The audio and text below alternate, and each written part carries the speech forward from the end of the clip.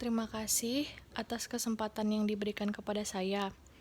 Nama saya Devi Putri Natasha Sumole, NIM 182341029 dari Prodi Ekonomi Angkatan 2018, Fakultas Ekonomi, Universitas Sanata Dharma. Pada kesempatan kali ini, saya akan menjelaskan tentang perkembangan perekonomian Indonesia dengan membahas mengenai 3 hal, yaitu tentang pertumbuhan ekonomi, stabilitas perekonomian, dan ketenagakerjaan. Di akhir tahun 2019 dan sepanjang tahun 2020 merupakan tahun yang sangat berat bagi negara-negara di dunia, khususnya bagi negara Indonesia. Keadaan yang sangat berat ini disebabkan oleh pandemi COVID-19 yang menyerang seluruh dunia, membuat keberadaan di berbagai sektor negara-negara menjadi terganggu, sehingga berimbas juga untuk Indonesia. Bagi Indonesia, sektor yang paling merasakan dampak dari pandemi ini yaitu sektor ekonomi.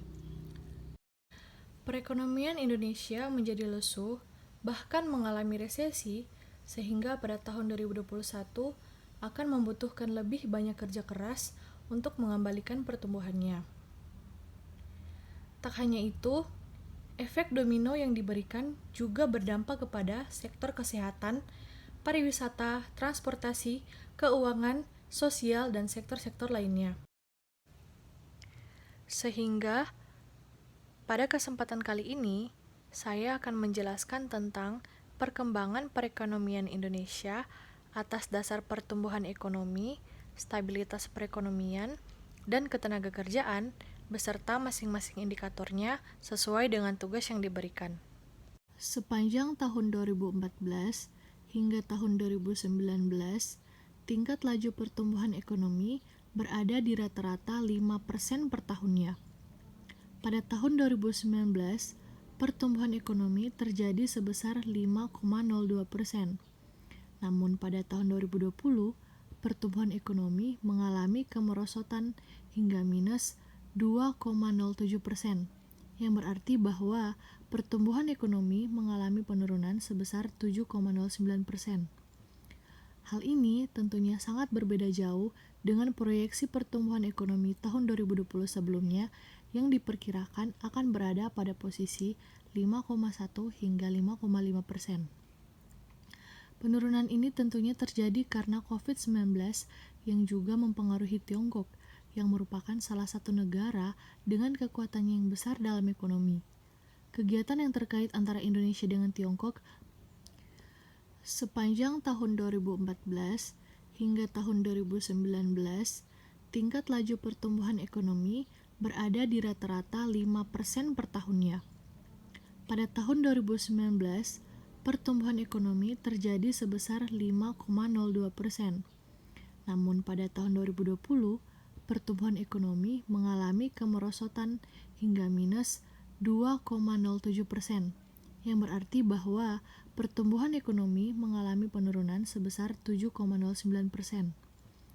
Hal ini tentunya sangat berbeda jauh dengan proyeksi pertumbuhan ekonomi tahun 2020 sebelumnya yang diperkirakan akan berada pada posisi 5,1 hingga 5,5%. Penurunan ini tentunya terjadi karena COVID-19 yang juga mempengaruhi Tiongkok, yang merupakan salah satu negara dengan kekuatannya yang besar dalam ekonomi. Kegiatan yang terkait antara Indonesia dengan Tiongkok mengalami kelemahan seperti pariwisata, investasi, ekspor, dan impor. Sektor pariwisata menjadi salah satu penyumbang devisa nasional terbesar ketiga setelah ekspor minyak kelapa sawit dan batu bara. Pariwisata bahkan hingga saat ini masih menjadi sektor prioritas pemerintah karena dinilai mampu menjadi lokomotif pergerakan perekonomian bangsa. Pengelolaan sektor pariwisata pun terus dikembangkan oleh pemerintah. Sepanjang tahun 2019, jumlah kunjungan wisatawan mancanegara ke Indonesia mencapai 16,11 juta kunjungan. Di tahun 2020, kunjungan wisatawan ke Indonesia melalui seluruh pintu masuk berjumlah 4.052.923. atau mengalami penurunan sebesar 74,84% dibandingkan tahun 2019 yang berjumlah 16.108.600 kunjungan. Penyebab ini tak lain dan tak bukan adalah karena pandemi COVID-19 yang membuat industri pariwisata Indonesia mengalami krisis. Sejak awal tahun 2020, jumlah wisatawan asing yang berkunjung ke Indonesia terus menurun. Penurunan jumlah kunjungan wisatawan asing pada bulan Februari bahkan mencapai 30,42% jika dibandingkan dengan bulan sebelumnya. Dampak COVID-19 terhadap sektor pariwisata membuat Kemenparekraf menyesuaikan proyeksi kunjungan Wisman pada tahun 2021 sebesar 4 hingga 7 juta Wisman. Bapak Sandiaga Uno menambahkan, pihaknya juga akan mendorong investasi sektor pariwisata dan memperkuat promosi pariwisata dengan memanfaatkan teknologi digital secara optimal. Penurunan terhadap kunjungan wisatawan ini juga tidak hanya berimbas kepada menurunnya kunjungan terhadap lokasi-lokasi wisata, namun juga berpengaruh kepada seluruh bagian industri pariwisata, baik itu hotel dan akomodasi, transportasi, pusat belanja oleh-oleh, hingga berdampak pada hilangnya mata pencaharian penduduk sekitar tempat wisata, hingga pemutusan kerja yang berakibat pada meningkatnya pengangguran. Kita dapat melihat bahwa di tahun 2020, banyak hotel yang terpaksa tutup, transportasi yang dibatasi, kegiatan ekonomi yang juga ikut dibatasi, serta banyaknya karyawan yang mendapat pemutusan kerja sepihak oleh perusahaan. Realisasi investasi di sepanjang tahun 2019 menurut Badan Koordinasi Penanaman Modal mencapai 809,6 triliun. Realisasi ini melampaui target yang telah ditetapkan pemerintah yang sebesar 792 triliun. Badan Koordinasi Penanaman Modal mencatat realisasi investasi di sepanjang tahun 2020 mencapai 826,3 triliun. Pencapaian tersebut lebih tinggi 1,1% dari target investasi yang ditetapkan sebesar 817,2 triliun. Seperti yang terlihat bahwa pada tahun 2019 hingga tahun 2020, investasi yang masuk ke Indonesia mengalami kenaikan. Hal ini disebabkan karena disahkannya Undang-Undang Cipta Kerja yang baru pada tahun 2020, yang dianggap akan membantu serta memudahkan investasi untuk masuk ke Indonesia. Selain itu, undang-undang ini juga memberikan kepastian kepada investor bahwa berinvestasi di Indonesia mudah karena adanya efisiensi regulasi dan sederet insentif fiskal. Proses vaksinasi yang terus dilakukan membawa angin segar pada investasi Indonesia, khususnya pada tahun ini, tahun 2021, yang diharapkan akan menjadi lebih baik. Oleh karena itu, BKPM optimistis proyeksi realisasi investasi tahun 2021 ini bisa tembus 858,5 triliun, tumbuh 4,8% dari target tahun lalu. Komposisinya 49,7% berasal dari penanaman modal dalam negeri dan 50,3% dari penanaman modal asing. Nilai ekspor Indonesia pada tahun 2019 mencapai 167.683 juta dolar AS. Sedangkan nilai ekspor tahun 2020 mencapai 163.306,5 juta dolar AS. Nilai tersebut mengalami penurunan sebesar 2,61% dibandingkan tahun 2019. Nilai impor Indonesia pada tahun 2019 mencapai jumlah 171,28 miliar US dan impor tahun 2020 tercatat sebesar 141,57 miliar US, anjlok sebesar 17,34% pada tahun sebelumnya. Ekspor Indonesia per Februari tahun 2021 mencapai 15,27 miliar US. Angka ini naik 8,56% dibanding Februari tahun 2020 lalu. Impor Februari tahun 2021 sebesar 13,26 miliar, naik 14,86% dari tahun lalu. Ekspor dan impor Indonesia pada tahun 2020 mengalami penurunan disebabkan pandemi COVID yang menyebabkan pemerintah harus mengambil kebijakan pembatasan terhadap pergerakan transportasi, penutupan sementara maskapai penerbangan, dan PSBB, sehingga berimbas kepada distribusi barang dan jasa mengalami kemacetan. Sebaliknya, ekspor dan impor Indonesia pada Februari tahun 2021 mengalami kenaikan. Hal ini disebabkan transportasi udara, darat, dan laut mulai kembali dinormalisasi oleh pemerintah, sehingga pendistribusiannya kembali membaik. Melambatnya perekonomian dunia akibat pandemi serta adanya ketidakpastian di pasar keuangan dunia membuat pertumbuhan ekonomi Indonesia menjadi lesu.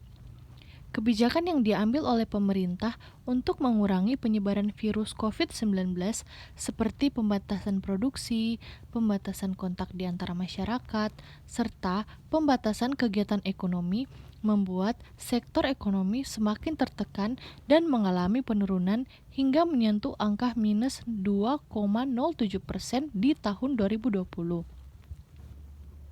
Menurut data BPS, pertumbuhan ekonomi berdasarkan lapangan usaha tahun 2020, sektor transportasi dan pergudangan mengalami kontraksi yang paling besar, yaitu mencapai minus 0,64%.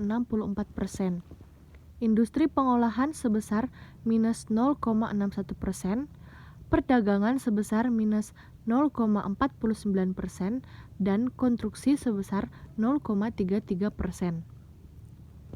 Hal ini dikarenakan pemerintah membuat suatu keputusan dengan adanya sistem sosial baru, yaitu social distancing maupun physical distancing, dan ditindaklanjuti dengan kebijakan pembatasan sosial berskala besar atau PSBB.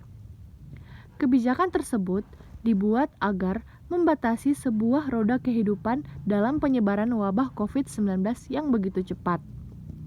Masyarakat dihimbau untuk menghentikan semua aktivitas publik dan membatasi keluar rumah, seperti sekolah, kuliah, kerja, sekaligus ibadah. Semua dilakukan dari rumah, serta membatasi akses pergerakan moda transportasi masyarakat keluar kota dan sebaliknya. Akibatnya, perekonomian mengalami resesi hingga minus 2,07%. Pertumbuhan kontribusi dan PDRB menurut wilayah di Indonesia menunjukkan bahwa Pulau Jawa memberikan kontribusi yang cukup besar dengan angka 58,75% dengan angka pertumbuhan sebesar minus 2,51%. Hal ini diakibatkan karena pada tahun 2020 Pulau Jawa menerapkan pembatasan sosial berskala besar yang juga berdampak kepada aktivitas ekonomi. Pada Pulau Sumatera, kontribusi yang diperoleh sebesar 21,36%, Pulau Kalimantan sebesar 7,94%, Pulau Sulawesi sebesar 6,66%, Pulau Bali dan Nusa Tenggara sebesar 2,94%, serta Pulau Maluku dan Papua sebesar 2,35%. Tingkat pertumbuhan yang diperoleh dari wilayah Pulau Sulawesi, Maluku dan Papua tidak menyentuh minus. Pertumbuhan Sulawesi sebesar 0,23%, sedangkan Pulau Maluku dan Papua menyentuh angka sebesar 1,44%. Hal ini terjadi karena dampak COVID-19 relatif tidak terlalu parah, berbeda dengan pulau lainnya. Di samping itu, kontraksi ekonomi dirasakan oleh Pulau Bali dan Nusa Tenggara, di mana merupakan yang paling besar dengan angka dicapai sebesar minus 5,51%. Dikarenakan pandemi COVID-19 yang mengharuskan sektor pariwisata menutup industri pariwisata yang merupakan pendapatan utama dari pulau ini. Diikuti dengan pertumbuhan ekonomi Pulau Jawa sebesar minus 2,51%, Pulau Kalimantan sebesar minus 2,27%, dan Pulau Sumatera minus 1,19%. Namun, menurut proyeksi dari data BPS, bahwa tahun 2021, Indonesia akan mengalami pertumbuhan ekonomi sekitar 5,2 hingga 5,6%. Proyeksi ini tentunya sangat berbeda dengan tahun 2020 yang hanya mencapai 4,2 hingga 5,5%. Karena sebelumnya telah direvisi oleh Bank Indonesia melihat kondisi yang diakibatkan pandemi COVID-19. Faktor pemulihan ekonomi Indonesia di tahun 2021 oleh Bapak Presiden Joko Widodo pada bulan Desember tahun 2020 yang mengatakan bahwa Indonesia memiliki 4 faktor pendukung dalam memperbaiki laju pertumbuhan ekonomi. Yang pertama, yaitu vaksinasi COVID-19. Yang kedua, penerapan Undang-Undang Cipta Kerja yang dimana undang-undang ini berpotensi pada masuknya investasi bagi para investor ke Indonesia. Yang ketiga, perjanjian keringanan bea masuk produk ekspor Indonesia ke Amerika Serikat. Yang keempat, dana pendirian Indonesia Investment Authority.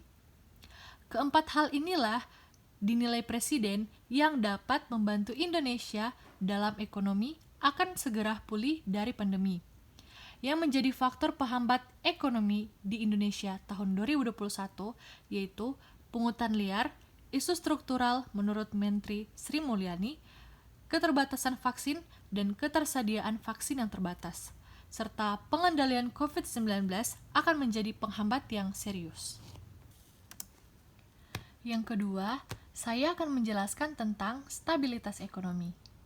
Menurut Bappenas, stabilitas perekonomian adalah prasyarat dasar untuk tercapainya peningkatan kesejahteraan rakyat melalui pertumbuhan yang tinggi dan peningkatan kualitas pertumbuhan.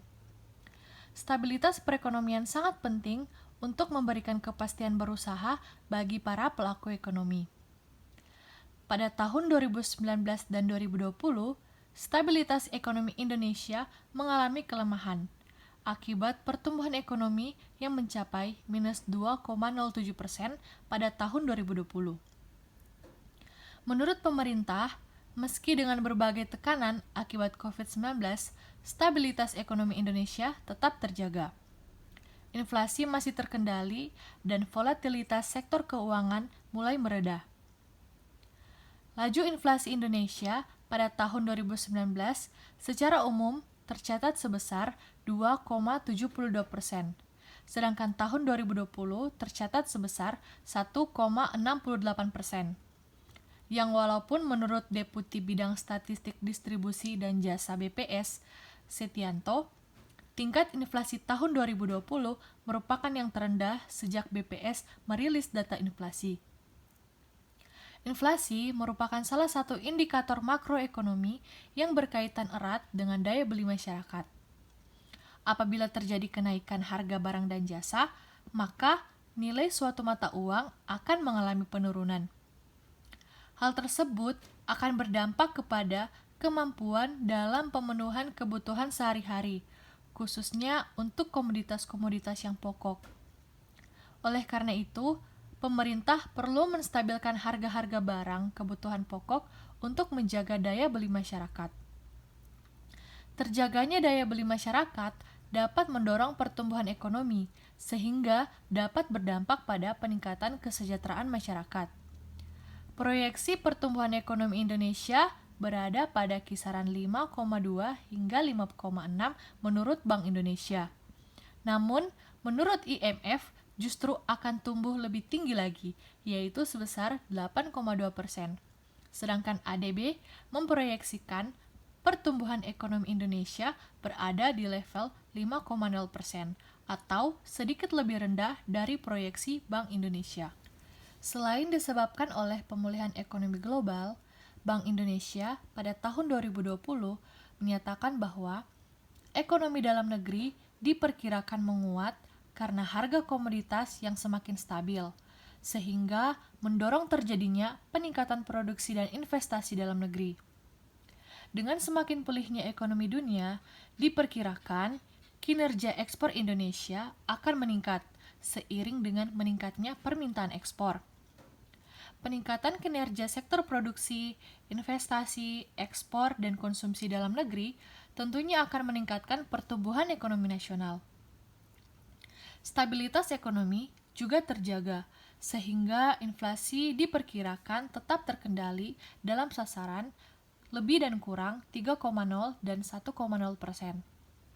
Semenjak pandemi COVID-19 yang bermula pada akhir tahun 2019 dan ditemukan kasus pertama kali di Indonesia pada 22 Maret 2020, laju inflasi terus menurun dari bulan Januari yaitu sebesar 0,39% hingga bulan April yaitu sebesar 0,08%. Perlambatan laju inflasi tersebut dapat mengindikasikan terjadinya penurunan daya beli masyarakat. Menurunnya daya beli masyarakat berkaitan dengan adanya kebijakan pembatasan sosial berskala besar atau PSBB yang dilakukan untuk mencegah penyebaran virus. Pada bulan April, bertepatan dengan bulan Ramadan, inflasi tergolong sangat rendah, yaitu 0,08%. Hal tersebut sangat berbeda dengan pola inflasi pada tahun-tahun sebelumnya, di mana pada saat memasuki bulan Ramadan, inflasi cenderung naik karena tingginya permintaan. Perlambatan laju inflasi pada bulan April tahun 2020 disebabkan karena terjaganya pasokan pangan, sehingga harga relatif lebih stabil. Di sisi lain, terjadi penurunan permintaan barang dan jasa, seiring dengan diterapkannya PSBB. Inflasi yang terjaga dan tetap stabil menjadi prasyarat pertumbuhan ekonomi yang berkesinambungan. Pertumbuhan ekonomi yang baik disertai dengan stabilitas harga maupun barang dan jasa yang terjaga menjadi penting dalam rangka peningkatan kesejahteraan masyarakat. Kenaikan harga barang dan jasa yang tidak terkendali dapat berdampak pada kemampuan masyarakat untuk membeli barang dan jasa tersebut yang pada akhirnya akan berdampak pada perubahan perilaku masyarakat dalam konsumsi. Selain itu, inflasi yang tidak stabil juga dapat mempengaruhi investasi, aktivitas produksi, dan akhirnya berdampak pada perekonomian secara keseluruhan. Hal tersebut mengindikasikan bahwa inflasi sangat berhubungan erat dengan kondisi daya beli masyarakat yang pada akhirnya akan mempengaruhi perilaku konsumsi yang berdampak pada pertumbuhan perekonomian negara. Selanjutnya, saya akan menjelaskan tentang ketenagakerjaan. Menurut Peraturan Undang-Undang Nomor 13 Tahun 2013, yang dimaksud dengan ketenagakerjaan adalah segala hal yang berhubungan dengan tenaga kerja, sebelum, selama, dan sesudah masa kerja. Tenaga kerja yang dimaksud di sini didefinisikan sebagai setiap orang yang mampu melakukan pekerjaan yang menghasilkan barang dan atau jasa yang berguna bagi dirinya sendiri ataupun masyarakat secara umum. Pasar tenaga kerja memainkan peran penting dalam memajukan perekonomian, terutama pada negara-negara berkembang. Akses pekerjaan dan kualitas kondisi pekerjaan dapat berdampak pada perkembangan ekonomi dan juga tingkat kesejahteraan sosial masyarakat. Jumlah lapangan kerja yang terbuka luas merupakan salah satu aspek peningkatan taraf hidup masyarakat serta kemajuan ekonomi dalam suatu negara. Jumlah angkatan kerja dalam sebuah negara juga merupakan pekerjaan yang layak dan salah satu hal yang mendukung pembangunan ekonomi. Sepanjang tahun 2019 hingga tahun 2020, jumlah angkatan kerja di Indonesia mengalami penurunan yang drastis. Selama tahun 2019, jumlah angkatan kerja mencapai 136,18 juta orang. pada tahun 2020, jumlah angkatan kerja pada tahun 2020 sebanyak 138,22 juta orang, naik sebesar 2,36 juta orang dibanding Agustus 2019. Ekonomi Indonesia resmi masuk jurang resesi setelah mengalami pertumbuhan minus 2 kuartal secara berturut-turut.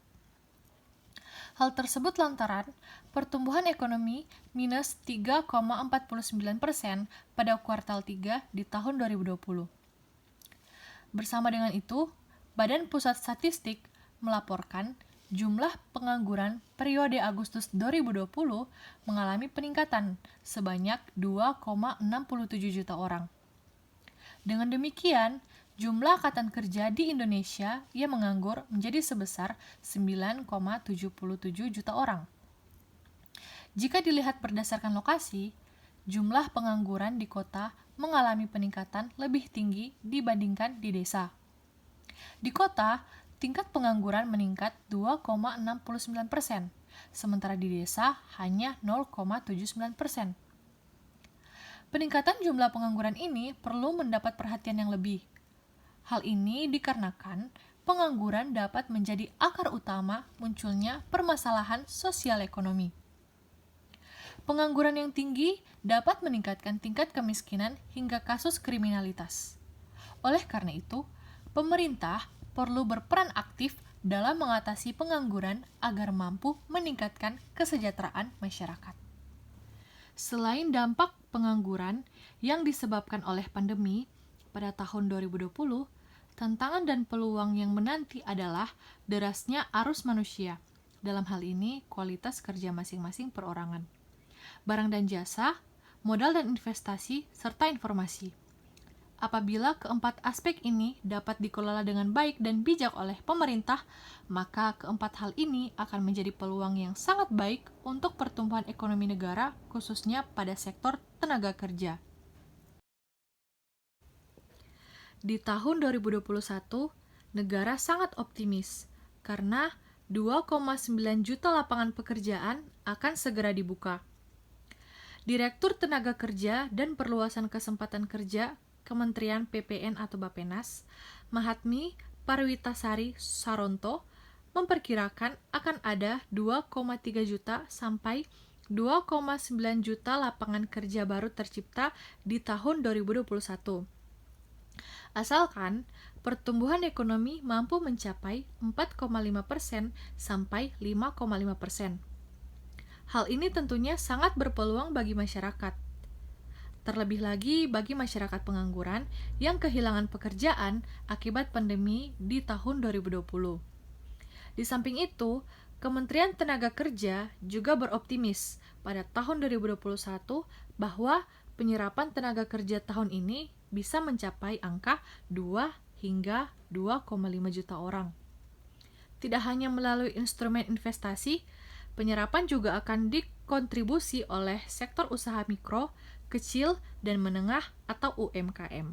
Sumber daya manusia yang berkualitas, unggul, dan kompeten akan meningkatkan pertumbuhan ekonomi yang cepat.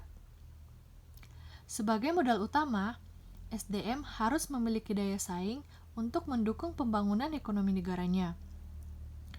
Tenaga kerja sebagai modal atau sumber daya manusia perlu terus dilakukan pengembangan dan peningkatan kualitasnya. Ketersediaan SDM yang andal harus dapat memenuhi permintaan kebutuhan tenaga kerja di pasar. Kualitas tenaga kerja di Indonesia yang diukur dari tingkat pendidikannya masih sangat rendah. Banyaknya jumlah tenaga kerja di Indonesia belum diiringi dengan kualitas yang tinggi.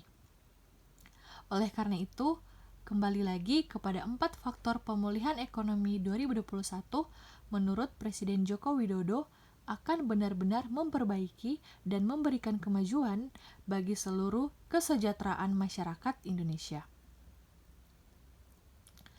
Masyarakat memiliki kewajiban dan harus lebih sadar mematuhi kebijakan dari pemerintah dalam penanganan COVID-19. Untuk itu, pemerintah dan semua lapisan masyarakat harus bekerja sama melawan virus tersebut. guna mencegah dan mengurangi penyebaran virus agar permasalahan cepat tertuntaskan. Sekian presentasi dari saya. Apabila ada kekurangan dan salah kata, mohon dimaafkan. Terima kasih atas kesempatan yang diberikan kepada saya.